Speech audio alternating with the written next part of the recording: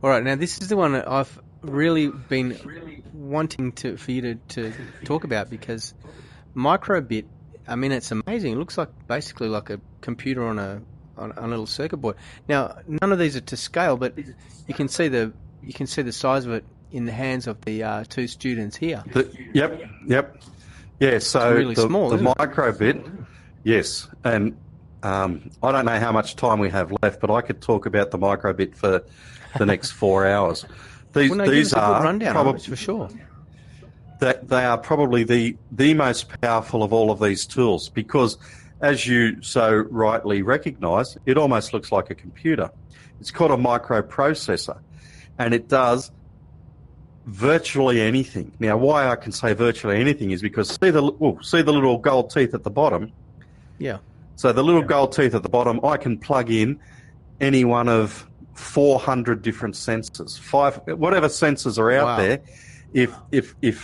If they work with electricity, they can be plugged into this microbit. Is basically how it works, and the microbit can sense all manner of things. It's got sensors built in, so I can just use it to find out what the temperature is. I can use it to play some tunes. I can use it to determine in the classroom when the noise level gets too high, and it'll send out a beep so that the students know they're getting too noisy. It has a built-in accelerometer, so it knows when it gets dropped. It can sense that, and it'll do things. You can program it to do something when it gets dropped. You can program it to do something when it detects that the light level has gone too low.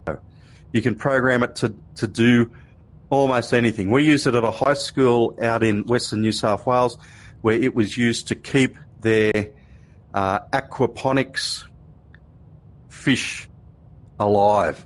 So it would detect within the water, it would detect the salinity level of the water, it would detect the pH level of the water, it would detect the temperature of the water, and this is the freaky bit. And if anything went outside of the boundaries, it would send a message via a phone to the head of, the TAS department to say, hey, there's something up with what's going on and you need to fix this. It is so powerful. One of the things, you might think, well, that's secondary stuff. But one of the things that we did with year 1 students was we got the year 6 students to code it, and there was 3 lines of code, so it wasn't very difficult. But they coded it to determine what the UV level was. So we had a UV sensor. The year 1 student's job was to go out at lunchtime every single day for the term and press a button and find out what the UV level was.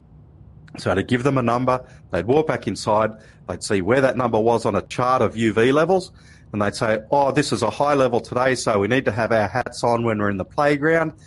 And then they charted all of that data as well over the term. And so then you have a whole bunch of